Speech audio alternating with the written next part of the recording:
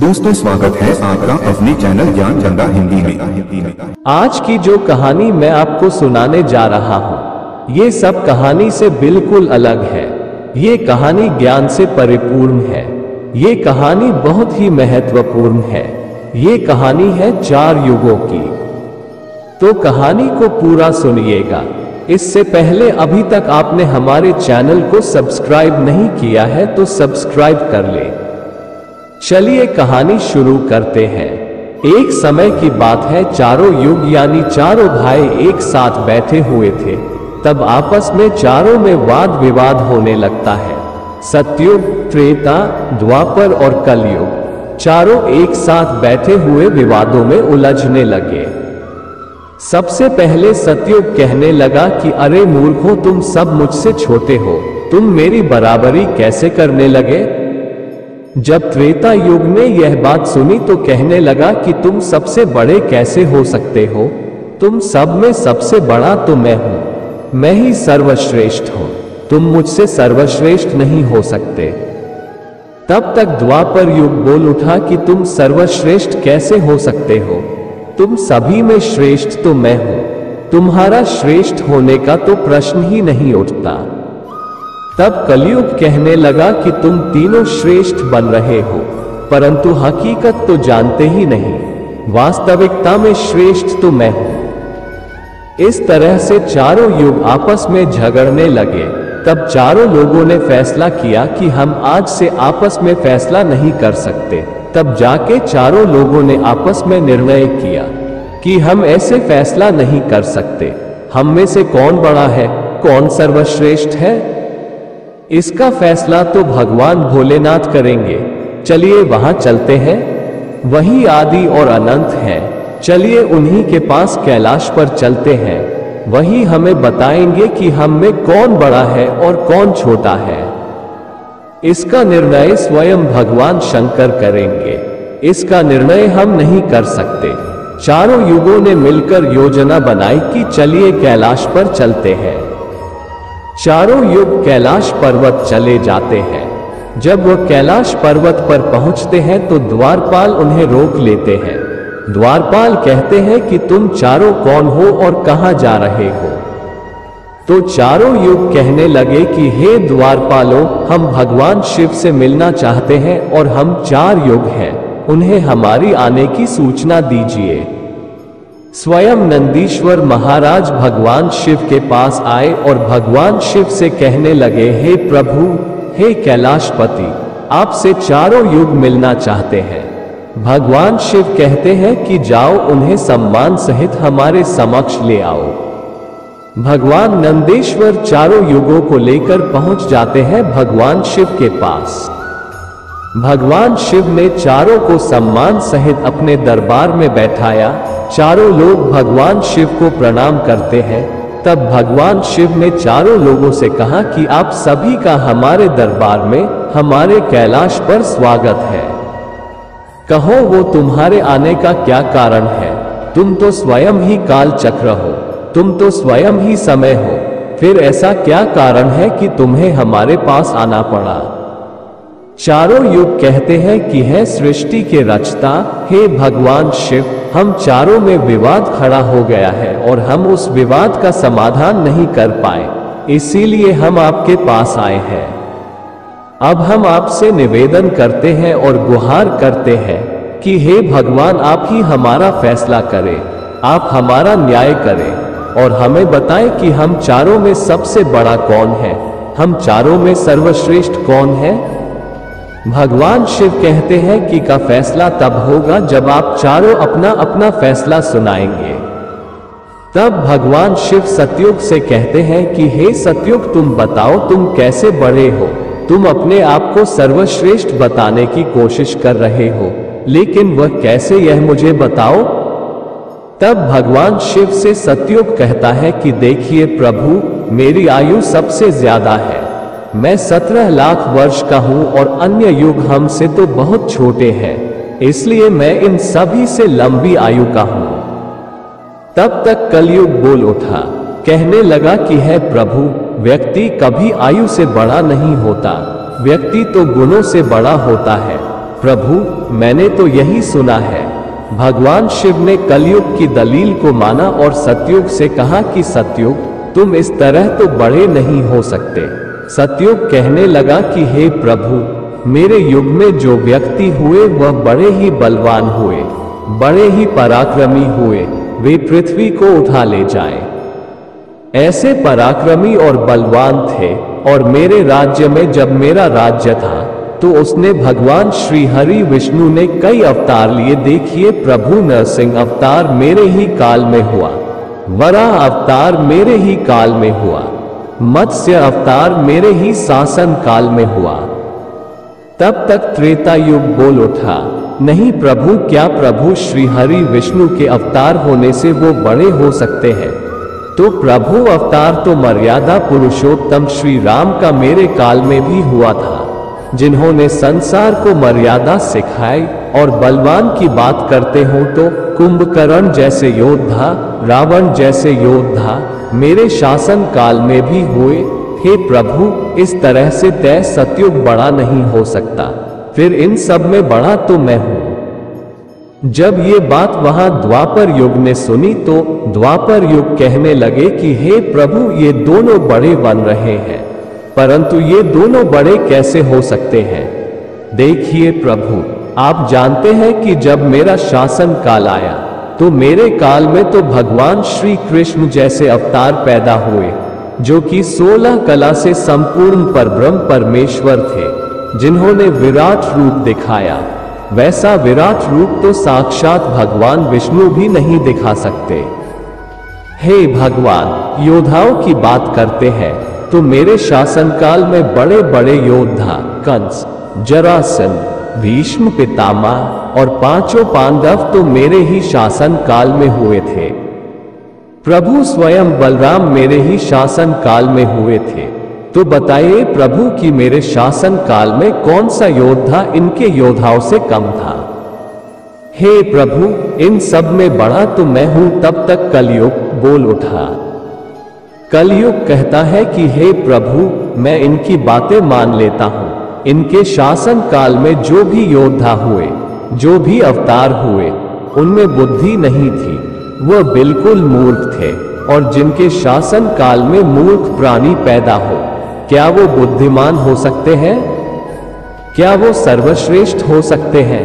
कलयुग कहने लगा कि नहीं भगवान, मेरा शासन काल सबसे अच्छा है। मेरे युग में व्यक्ति दुखी नहीं पा सकता। अच्छे अच्छे और नई नई तकनीकों से परिपूर्ण मेरा युग, मेरा शासन काल सभी में सर्वश्रेष्ठ है। जब भगवान शिव ने चारों युग, सतयुग, त्रेता युग, द्वापर युग और कलयुग, चारों की वाणी सुनी, चारों के उत्तर सुने, चारों की बहस सुनी, तो भगवान शिव अपने मन में विचार करने लगे और सोचने लगे कि इनका फैसला कैसे किया जाए। पास में ही माता पार्वती बैठी थी। माता पार्वती कहती हैं कि हे प्रभु, अगर आप ही इनका फैसला नहीं कर पाए तो फिर इनका फैसला कौन करेगा? फिर तो चारों भाई आपस में ही मर जाएंगे। फिर महादेव, इसीलिए आप ही इनका फैसला कीजिए। सभी देवता मिलकर भगवान शिव से कहने लगे कि हे भोलेनाथ, आप ही इनका फैसला करें, नहीं तो चारों युग अगर आपस में लड़ने लगे तो फिर क्या होगा? सृष्टि का काल चक्र रुक जाएगा, समय का प्रवाह रुक जाएगा। भोलेनाथ, आप ही कुछ कीजिए। भगवान शिव कहते हैं कि ठीक है, मैं समस्त गणों की बात मानता हूं, मैं इन चारों युगों का फैसला करूंगा। भगवान शिव ने चारों युगों से कहा कि चलो ठीक है, मैं तुम चारों की परीक्षा लूंगा और जो परीक्षा में सफल हुआ वही सबसे बड़ा होगा। सतयुग बोल उठा कि हे भगवान, आप जो चाहे वो परीक्षा ले लीजिए, लेकिन सबसे बड़ा तो मैं ही रहूंगा। कलयुग कहता है कि हे प्रभु, हम भी परीक्षा देने के लिए तैयार हैं, आप तो बस परीक्षा लीजिए। चारों युग परीक्षा देने के लिए तैयार हो जाते हैं। भगवान शिव ने 100 टन वजन का एक परसा लिया लोहे का परसा कैलाश पर्वत के नीचे एक तलहटी में रख दिया और उस परसे के पास में ही एक चावल का ढेर लगा दिया। भगवान शिव ने चारों लोगों को बुलाया और कहा कि तुम चारों ये देख रहे हो, तुम्हारी परीक्षा अभी हो जाएगी। भगवान शिव सतयुग से कहते हैं कि सतयुग मेरे 500 गण यहाँ बैठे हैं और इस परसा में रखे हुए चावल को बनाना है, तो इन चावलों को तुम्हारे युग का व्यक्ति ही बनाएगा और मेरे यहाँ जितने गण हैं वो सब भोजन करेंगे।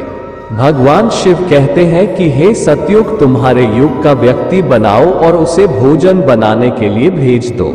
और हम सभी लोग यहाँ खड़े होकर देख रहे हैं। जब भगवान शिव की बात सतयुग ने सुनी तो एक बहुत बड़ा बलवान योद्धा सतयुग ने बनाया और कह दिया कि जाओ बेटे, इस पर सब चावल बनाओ और बना करके भगवान के इन सभी गणों को भोजन कराओ। अपने महाराज का आदेश सुनकर के सतयुग का आदमी चलता है, वहां आकर के देखता है कि उस परसे का भार 100 टन से ऊपर है, हजारों मन से ऊपर का परसा है। वह तो सतयुग का व्यक्ति था, वह बड़ा ही बलवान था। उसने एक बहुत बड़ी भट्टी खोदी। भट्टी खोदने के बाद पेड़ों को तोड़ करके लाया और उसने अग्नि जलाई। अग्नि जलाने के बाद पसे को एक हाथ से उठाया और उठा करके भट्टी पर रख दिया और चावल उठाया और परसे में डाल दिया, पानी डाल दिया और चावल बना डाला। जब बहुत विशाल परसे में चावल बन गए तो उस व्यक्ति ने, जो सतयुग का था, समस्त गणों को बैठाया, पत्तल दिया और चावलों से भोजन करा दिया। उसने अपना कार्य पूरा करके अपने मालिक सतयुग के पास आया और कहने लगा कि हे प्रभु, मैं जा रहा हूं, अब मेरा काम हो गया है। भगवान शिव और अन्य लोग देख रहे थे। भगवान शिव त्रेता युग से कहते हैं कि ये त्रेता, अब तुम अपने युग के व्यक्ति को भेजो और ये परसा जो रखा हुआ है इसे मैं अपनी माया से हटा देता हूँ और दूसरा इसी के समान परसा बना देता हूँ। अब तुम अपने युग के व्यक्ति से इस चावल को बनवाओ और मेरे 500 गणों को भोजन करवाओ। तो त्रेता युग ने कहा कि ठीक है प्रभु, जैसी आपकी आज्ञा। तो त्रेता युग ने भी अपना एक महान योद्धा कुंभकर्ण जैसा बलवान प्रकट किया और उसको आदेश दिया कि जो तलहटी में नीचे हजारों टन का बरसा रखा हुआ है, इसमें हजारों टन पास में जो चावल रखा है उसे बनाना है, पकाना है और जब चावल पक करके तैयार हो जाए तो इन 500 गणों को खाना खिलाना है। त्रेता युग का व्यक्ति भी बड़ा ही बलवान था। वह चलता है, उस परसे के पास आया, पास में एक भट्टी खोदी और उस परसा को दोनों हाथों से ताकत लगाई और उठा करके भट्टी पर रख दिया और परसे को रखने के बाद अग्नि जलाई और अग्नि जलाकर उसने चावल डाला, पानी डाला, चावल पक करके तैयार हो गए। उस त्रेता युग के व्यक्ति ने उस परसा से चावल निकाला और निकाल करके जितने भी भगवान शिव के गण थे उन सबको खाना खिलाया और भोजन करने के बाद सभी गण वापस कैलाश पर्वत पर आ गए। भगवान शिव ने फिर अपनी शक्ति से उस परसे को समाप्त कर दिया। भगवान शिव वहां द्वापर युग से कहते हैं कि द्वापर, ये दोनों युग अपनी अपनी परीक्षा दे चुके हैं, अब तुम्हारी बारी है। देखिए, इतना ही बड़ा परसा उस तलहटी में तुम्हें दिखाई दे रहा है और हजारों मन चावल रखे हुए हैं और तुम्हें मेरे 1500 गणों को भोजन कराना है। द्वापर युग कहने लगा कि ठीक है प्रभु, आपकी जैसी इच्छा, मैं पूरा प्रयत्न करूंगा कि मेरे युग का जो व्यक्ति है आपके सभी गणों को खाना खिला सके। द्वापर युग ने भी एक भीम जैसे अवतार वाला बड़ा ही ताकतवर बलवान व्यक्ति को बना करके खड़ा कर डाला और उससे कहा कि जाए देखिए, तलहटी में परसा रखा हुआ है, वहां रखे पसे में उस चावल को बनाना है और बनाकर इन सभी गणों को भोजन कराना है। वो व्यक्ति अपने प्रभु से कहता है कि ठीक है प्रभु, जैसी आपकी आज्ञा। द्वापर युग का व्यक्ति चलता है, उसने देखा कि परसा तो कुछ आकार में बड़ा है, उठाने में ताकत लगानी पड़ेगी। परंतु उसने भट्ठी खोदी और लकड़ियों की व्यवस्था की और उस परसे को दोनों हाथों से उठाया और उस परसे को अपना पूरा दम लगाकर दोनों हाथों से उठाया, क्योंकि उसे सतयुग और त्रेतायुग भी उठा सकते हैं, मैं क्यों नहीं उठा सकता। तो उसे बहुत ताकत लगानी पड़ी। पूरी ताकत लगा के उसने उस परसा को उठाया और उठाकर के जैसे तैसे खींच खांच कर उसे भट्टी पर रख दिया। नीचे अग्नि लगाई, उसमें चावल डाल दिए और जब चावल पक गए तो वही तरीके से उसने भगवान शिव के सभी गणों को भोजन कराया। खाना खिलाने के बाद वह द्वापर युग का व्यक्ति अपने मालिक के पास आता है और कहता है कि प्रभु, मैंने अपना काम कर दिया। द्वापर युग ने उसकी पीठ थपथपाई और कहा, शाबाश, अब तुम जा सकते हो। अब भगवान शिव कहते हैं कि है कलयुग, अब तुम्हारी बारी है। परसा तुम देख रहे हो, उसका वजन कम नहीं होगा, उसका वजन उतना ही रहेगा, 1000 टन। लेकिन जब तुम्हें परीक्षा देनी है, तुम मानने को तैयार नहीं थे कि तुम सबसे छोटे हो, लेकिन तुमने तो माना नहीं। तुम्हारे आदमी की आयु भी मात्र 100 वर्ष है, जबकि अन्य लोगों की आयु सबसे अधिक होती है।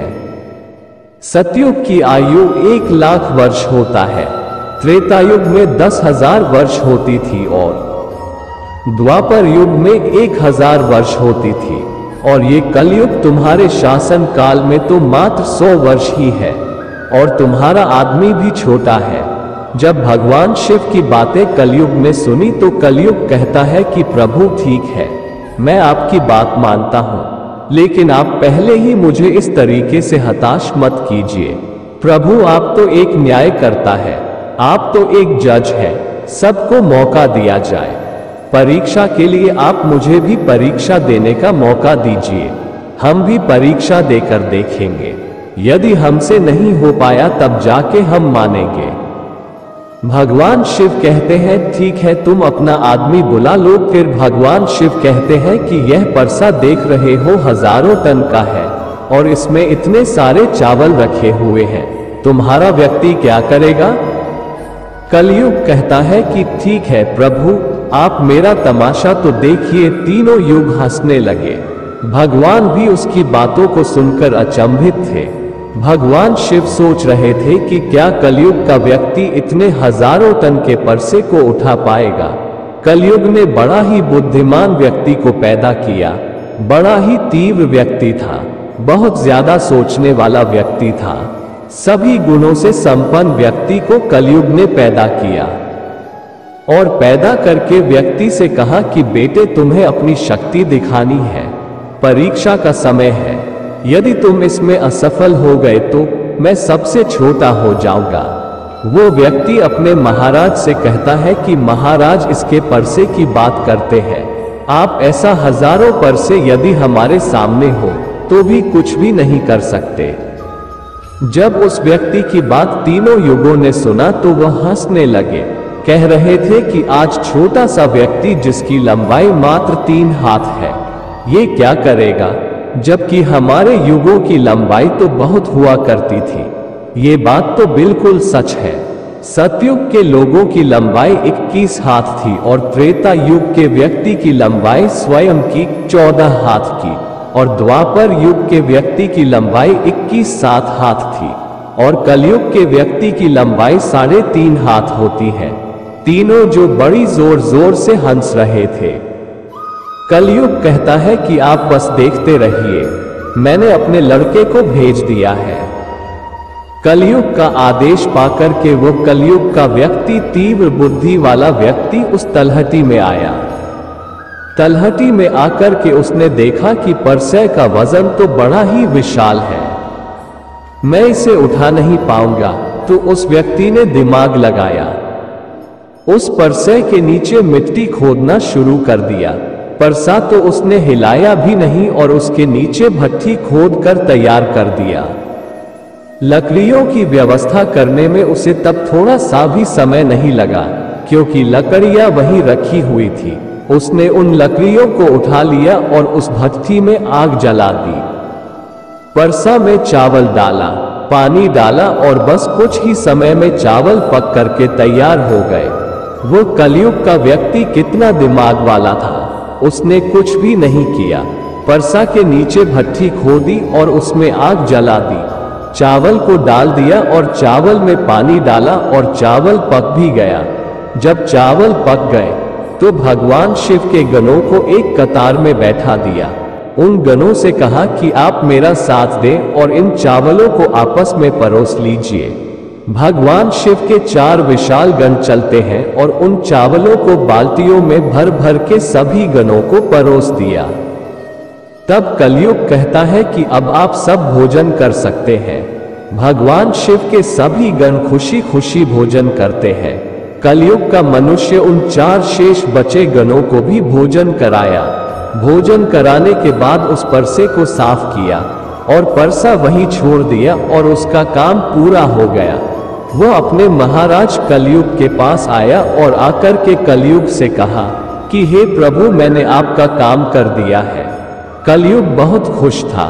वो उसका पीठ थपथपाता है और कहने लगा, वहां शाबाश, आपने मेरी लाज रख ली, आपने मेरी परीक्षा पास कर ली। भगवान शिव और तीनों युग देखकर के अचंभित रह गए। कलयुग कहने लगा कि हे भगवान शिव, अब आप निर्णय कीजिए कि हम में से बड़ा कौन है। भगवान शिव मन में विचार करने लगे और सोच करके जवाब दिया। भगवान शिव कहते हैं कि मैंने तुम चारों की परीक्षा देखी।